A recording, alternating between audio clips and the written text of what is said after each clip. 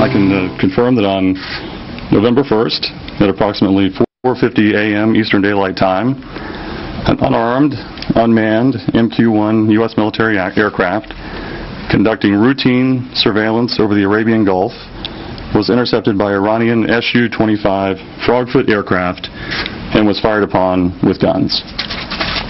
The incident occurred over international waters, approximately 16 nautical miles off the Iranian coastline. The MQ-1 was not hit and returned to its base safely.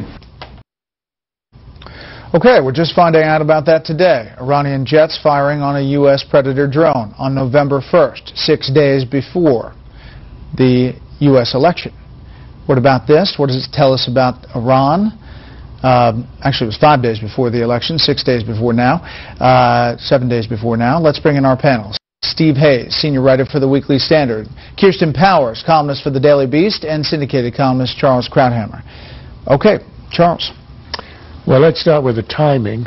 Remember the administration chiding the Republicans for so-called politicizing foreign affairs over Benghazi. Well, here we have an incident that occurs November 1. We have an election 5 days later. We hear nothing about it until 2 days after the election. So either our intelligence agencies, on which we spend $60 billion a year, take a week to ascertain if one of our drones has been shot at, or this is an obvious attempt to manipulate information and hide it until after the election. Second, there's the response. This is the shooting of an American aircraft over international water. That is an act of war. That doesn't mean that we have to go to war over it, but it's a serious act of war. We are the protectors, the defenders of the shipping in the Strait of Hormuz. And what's our response? A protest through the Swiss, and the statement that we just heard that we are going to continue. This is George Little.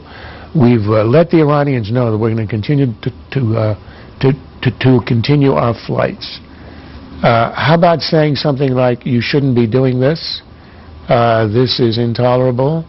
We don't have to fire at them or take out an aircraft or a ship or anything, but perhaps reposition our ships as a way to say, you know, don't do this again. The Iranians are going to understand that they now can take shots at our drones, today unmanned, tomorrow they could hit a plane with a pilot in it, and there will be no price. And what's happening behind the scenes, we have secret pre-negotiations happening today with Iran. It's an open secret in the Gulf. Obama wants desperately a one-on-one negotiation with Iran over their nukes. He wants at all costs to avoid a conflict. And the Iranians are saying we can poke you in the eye, provoke you, and continue to harass you, and to show you and the world that you want these negotiations much more than we do. Our producer at the Pentagon asked that very question. Is this an act of war? Take a listen. Is that an act of war? I'm not going to get into legal labels. The reality is that we have a wide range of options, as I said before, to protect our assets and our forces in the region, and will do so when necessary. We have communicated to the Iranians that we will continue to conduct surveillance flights over international waters, over the Arabian Gulf, consistent with longstanding practice.